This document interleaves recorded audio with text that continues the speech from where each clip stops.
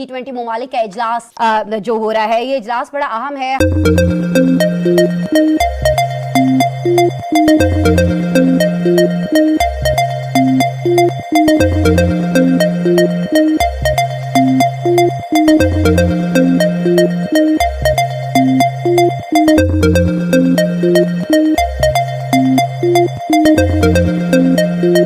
लेकिन उनका जो एजेंडा है इट्स क्वाइट बिजी, मतलब वो 45 घंटे गुजारेंगे वहां पर, इसमें 3 सेशंस वो अटेंड करेंगे।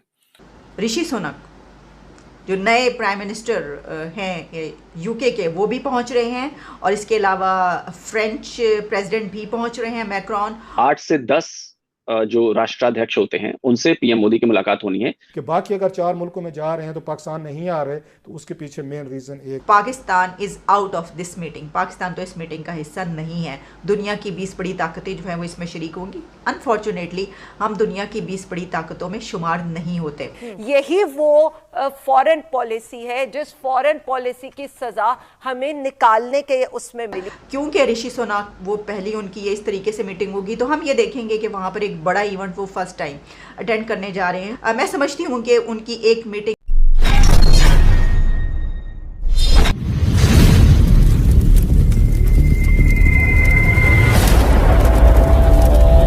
3 सेशंस वो अटेंड करेंगे। It is very interesting, the sessions he is attending I don't think are the same sessions जो बाइडेन अटेंड कर रहे हैं, एक्सेप्ट फॉर द शेड, जैसा कि जॉइंट लंच है, जॉइंट डिनर है, वो सब जो कल ही सारे के सारे कल होने वाले हैं, सो वहाँ पे तो वो होंगे, but he is focusing on health और जो फूड और फर्टिलाइजर की जो शॉर्टेज सप्लाईज है, हेल्थ और इन चीज़ों पर वो तवज्जो कर रहे हैं। सो इंडिया का जो एजेंडा है जो सेट होने वाला है G20 के लिए, it is also focused on the issues that he will be addressing in this meeting. तो मुझे लगता है कि India is going to go, India जो G20 का एजेंडा सेट करेगा, it is going to be very non controversial. समझ रहे हैं, बिल्कुल नॉन कॉन्ट्रोवर्शियल। एक बात जो फॉरेन मिनिस्टर जयशंकर ने कहा कि India is going to seek to give voice to the global south, ये बहुत इंपॉर्टेंट है। फॉर एग्जांपल ये जो G20 है, ये टॉप 20 इकोनॉमी, दुनिया के टॉप 20, तो 20 मुल्क हैं, लेकिन 75% ऑफ द ग्लोबल जीडीपी है। समझ गया? तो it is a very useful club. छोटा ग्रुप होने के वजह से डिसीजन मेकिंग, पॉलिसी मेकिंग आसान हो जाती है, और because they have so much cloud कि दूसरे कंट्रीज को कोई चॉइस नहीं है। अगर ये 20 मुल्क मिलकर कोई रूल्स बना लेते हैं, तो फिर गैम्बिया या टैंजानिया या श्रीलंका तो ये नहीं कहेगा कि भाई we will not follow these rules, हम नहीं थे वहां पर। They can't say that. तो इंडिया इज सेइंग कि ये मुल्क जो वहां पे नहीं है, हम उनको we will give them voice. समझे? सो फॉर एग्जाम्पल मेरे ख्याल से G20 में सिर्फ 3 मुस्लिम दुनिया के मुल्क आते हैं 55-57 में से, Indonesia, Turkey, Saudi Arabia, I don't know Iran है या नहीं, depends on which GDP. I don't think Iran is coming for this G20। तो बाकी के मुल्क क्या कहेंगे? तो India is going to speak for all of these countries in the global south, which is very important. लेकिन कि India is consciously taking step. China ने ये नहीं कहा कि हम ग्लोबल साउथ के लिए बात करेंगे, हालांकि चाइना का belt and road initiative is invested in mostly in the global south. That looks very important कि India is going to raise the concerns of the global south. So ये जो shortages of food, shortages of fertilisers, health care, ये these are condition, ये सारे के सारे global south के issues है।